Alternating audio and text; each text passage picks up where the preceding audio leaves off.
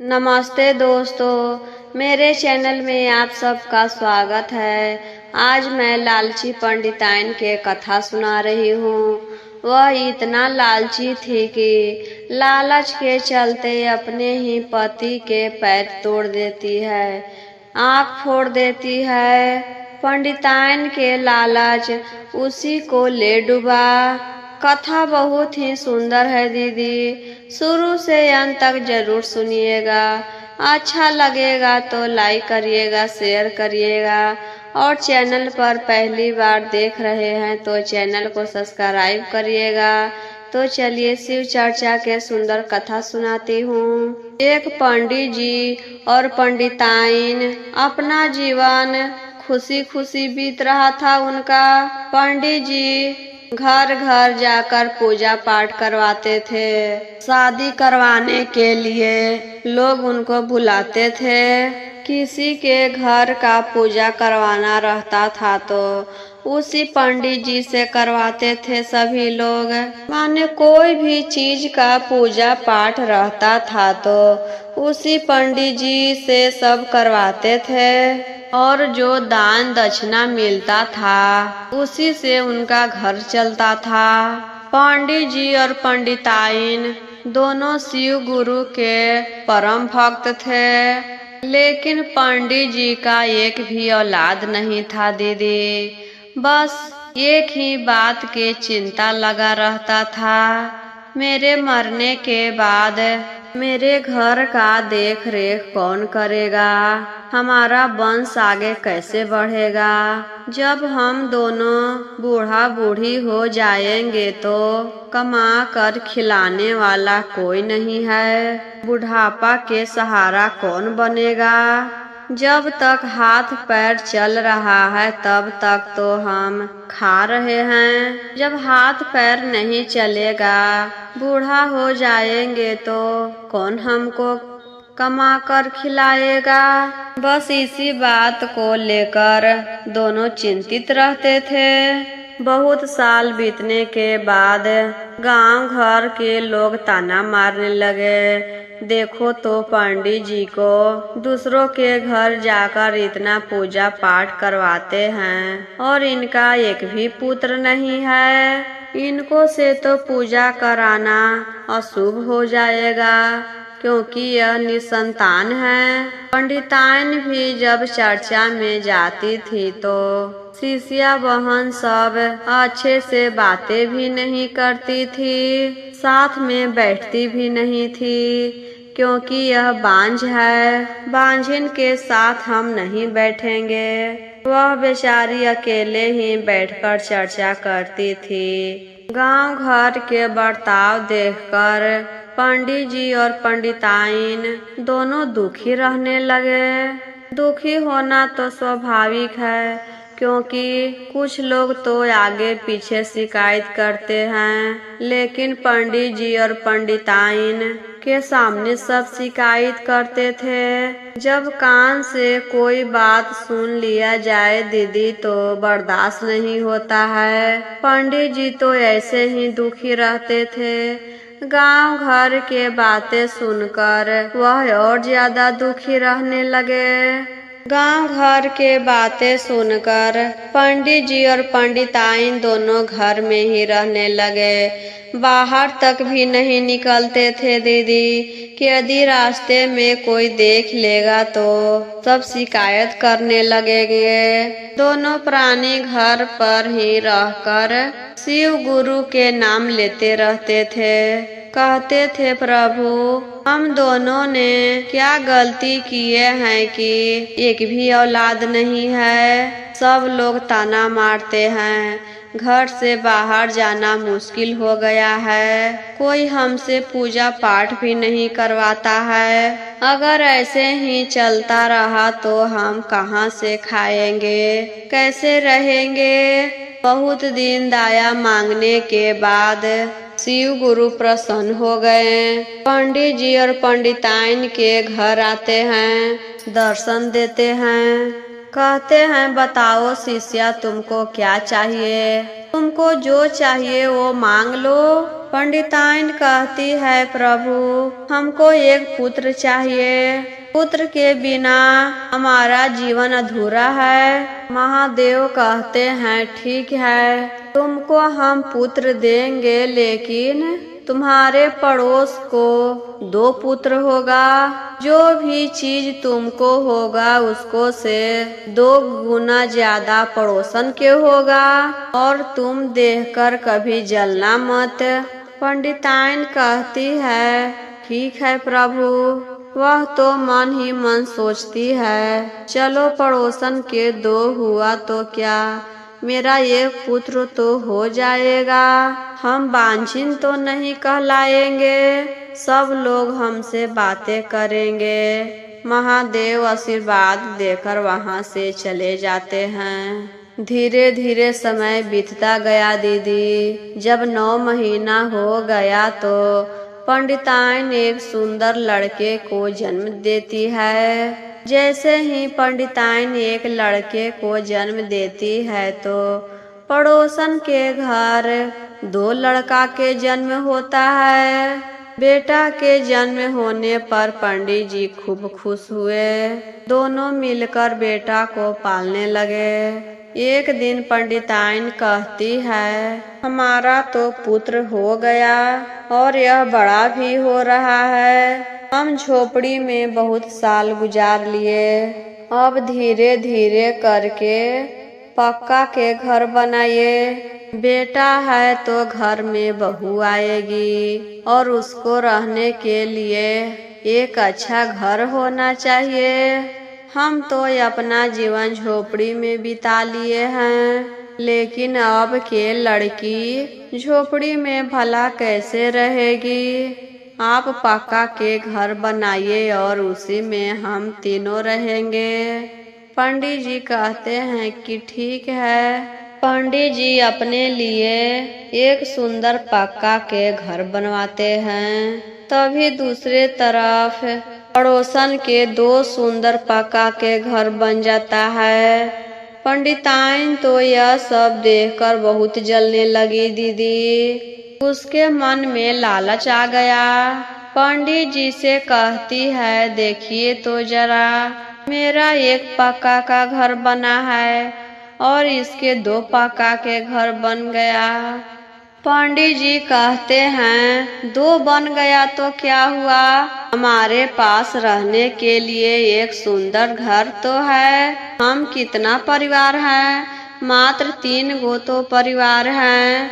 और तुमको याद नहीं है महादेव क्या बोले थे कि जो हमारे पास 1 होगा वह पड़ोस के पास 2 होगा।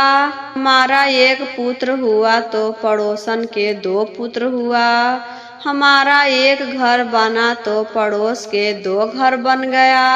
तुम बहुत लालची हो गई हो। जब तुमको ऐसा करना ही है तो महादेव के शर्त क्यों मानी थी। तुम्हारे वजह से ही पड़ोस को इतना हो रहा है। लालच नहीं करना चाहिए। हमारे पास जितना रहता है उसी में खुश रहना चाहिए।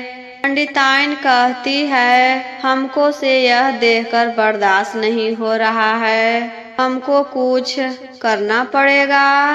सोचते सोचते पंडिताइन कहती है, दीदी पंडित जी से, ये जी आप एक काम करिए, अपना एक पैर तोड़ लीजिए। आप अपना एक पैर तोड़ेंगे तो पड़ोस के 2 पैर टूट जाएंगे। पंडित जी कहते हैं, यह तुम क्या बोल रही हो। पड़ोस के बूढ़ा चाहने के लिए हम अपना एक पैर तोड़ लें। हम अपना एक पैर तोड़ लेंगे तो कैसे कमाएंगे। हमारा घर फिर कैसे चलेगा, कैसे खाओगी। हम ऐसा काम कभी नहीं करेंगे। पंडिताइन कहती है, एक पैर टूटेगा तो क्या होगा, एक पैर से तो चलिएगा, एक पैर से ही कमा लीजिएगा और हम लोग खा भी लेंगे। आपका एक पैर टूटेगा तो पड़ोस के 2 पैर टूटेगा, वह कैसे चलेगा? वह तो बिल्कुल नहीं चलेगा, और आपको तो 1 पैर रहेगा ना। पंडित जी कहते हैं जो तुमको ठीक लगे वही तुम करोगी। मेरा बात कहाँ मानती हो तुमको जो करना है वो करो। फिर पंडिताइन घर में से एक लाठी लाती है और पंडित जी के पैर पर जोर से मारती है, तो पंडित जी का पैर टूट जाता है। पंडित जी का पैर तो मारकर तोड़ देती है और कुछ नहीं करती है, और दौड़ी दौड़ी जाकर पड़ोस को देखती है। तो क्या देखती है दीदी? पड़ोस के 2 पैर टूट गया है। अब पंडिताइन के कलेजा को ठंडक मिलता है और खुशी के मारे घर आती है कि चलो, मेरे पति के तो 1 पैर टूटा है और उसका 2 पैर टूट गया, वह कैसे चलेगा? वह तो अब बिल्कुल नहीं चलेगा। मेरे पति तो 1 पैर से चल लेंगे डंडा लेकर। कुछ दिन फिर बिता दीदी। बहुत दिन हो जाने के बाद पंडिताइन सोचती है कि अब क्या करे। फिर पंडित जी से कहती है, आप अपना 1 आँख फोड़ दीजिए। आपका 1 आँख फूटेगा तो पड़ोस के 2 आँख फूटेगा। पंडित जी कहते हैं, हम अपना आँख फोड़ लेंगे तो हम कैसे चलेंगे? पहले से ही मेरा 1 पैर तोड़ दी है और अब 1 आँख फोड़ने के लिए कह रही है। इस बार हम तुम्हारी बात नहीं मानेंगे। पंडिताइन कहती है, आप मेरी बात नहीं मानिएगा तो हम आपको छोड़कर चले जाएंगे, आपके साथ हम नहीं रहेंगे। 1 आँख की तो बात है, आप अपना 1 आँख फोड़ लीजिए। आप अपना 1 आँख फोड़ेंगे तो पड़ोस के दोनों आँखें फूट जाएगा। उसका दोनों आँख फूटेगा तो कुछ नहीं दिखाई देगा, वह नहीं चल पाएगा, और आपका तो 1 आँख सही सलामत रहेगा। आप तो 1 आँखें से चल लीजिएगा, अपना काम कर लीजिएगा। पंडित जी कहते हैं, ठीक है, यह भी करके तुम देख लो। हम मरे चाहे जिए, तुमको क्या करना है? पंडिताइन कहती है, आप जिद मत कीजिए। आप अपने से आँख नहीं फोड़िएगा तो रुकिए, हम फोड़ देते हैं। पंडिताइन कोई चीज से मारकर पंडित जी का 1 आँख फोड़ देती है। आँख फोड़ने के बाद खून निकलने लगा। फिर भी पंडिताइन कुछ नहीं करती है। दौड़ी दौड़ी पड़ोसन के घर जाती है देखने के लिए कि मेरे पति का 1 आँख हम फोड़ दिए हैं। पड़ोस के देखते हैं, जाकर देखती है तो उसका दोनों आँख फूट जाता है दीदी। खुशी के मारे उछलते हुए घर आती है, चलो मेरा बदला पूरा हुआ, अब उसको कुछ नहीं दिखाई देगा। पहले से दोनों पैर टूटा है, अब दोनों आँख फूट गया। मेरे पति का तो 1 पैर ठीक है और 1 आँख भी ठीक है, वह अपना गुजारा कर लेंगे। 1 पैर से चल भी लेंगे, और 1 पैर टूटा है तो क्या हुआ, 1 आँख है, 1 आँख से देख लेंगे, इनका जीवन बीत जाएगा। कुछ दिन शांत रहती है दीदी। फिर कुछ दिन बीतने के बाद सोचती है कि अब क्या करे कि पड़ोसन हमको से नीचा हो जाए, गरीब हो जाए। फिर एक दिन पंडित जी से कहती है, पंडित जी आपको हम एक बात बताए। पंडित जी कहते हैं, नहीं नहीं, हमको तुम्हारी कोई बातें नहीं सुनना है। तुम्हारी बातों में तुम्हारा फायदा और मेरा नुकसान होता है। अब तो मेरा हाथ खाली बचा है, पैर और आँख तो ऐसे ही फोड़ दी है। अब तुम क्या चाहती हो? पंडिताइन कहती है, इस बार आपको कुछ नहीं तोड़ेंगे। आप चिंता मत करिए पंडित जी, इस बार आपको हम कुछ नहीं करेंगे। बस आप एक दरवाजे पर कुआं खोदवा दीजिए। मेरे दरवाजे पर एक कुआं खोदेगा तो उसके दरवाजे पर 2 कुआं हो जाएगा। उसके दरवाजे पर 2 कुआं हो जाएगा तो वह कैसे बाहर आएगा? उसका तो दोनों पैर टूटा है, दोनों आँख फूटा है, तो वह कैसे देखेगा? जब भी बाहर निकलेगा तो कुआं में गिरकर मर जाएगा। जब वह मर जाएगा तभी हमारा बदला पूरा होगा। हम उसको बढ़ते हुए नहीं देखना चाहते हैं। पंडित जी कहते हैं, जाओ तुमको जो मन में आए वह करो। हम तो कुछ भी कहेंगे तो तुम तो नहीं मानेगी, अपने ही बात का जिद करती है। जब हम मर जाएंगे तभी तुमको शांति मिलेगा। पंडिताइन जैसे भी मंगवाती है और कुआं खुदवा देती है अपने दरवाजे पर। जैसे ही उसके दरवाजे पर एक कुआं खोदाता है तो अपने आप पड़ोसन के घर 2 कुआं खोद जाता है। उसके दरवाजे पर 2 कुआं हो गया। फिर वह देखने जाती है कि उसके दरवाजे पर 2 कुआं है तो वह कैसे बाहर निकलेगा। जाकर देखती है तो उसी कुआं में वह गिरकर मरा हुआ है। वह तो बहुत खुश हुई, सोचती है महादेव हमको बुड़बक समझ रहे थे कि मेरे पास जो होगा उसके पास दोगुना होगा। हमको दिमाग नहीं है, हम अपना एक नुकसान करेंगे तो उसका दोगुना नुकसान हो गया। अब हमको कुछ करने की जरूरत नहीं। खुशी के मारे घर आने लगी। घर आकर अपने कुआं में झांककर देखती है तो देखती है पंडित जी वह कुआं में गिरकर मरे हुए हैं।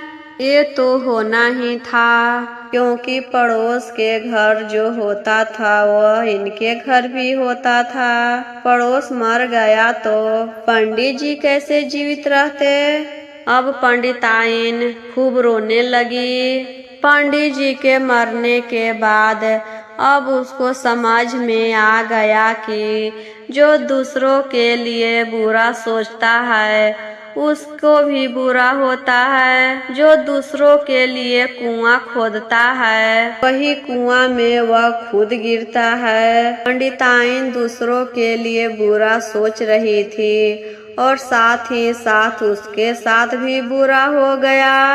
अब उसको समझ में आ गया दीदी कि दूसरों के साथ कभी नहीं बुरा करना चाहिए। जिसके भाग में जितना रहता है उतना होकर रहता है। आशा करती हूँ यह कथा आप सभी को अच्छा लगा होगा।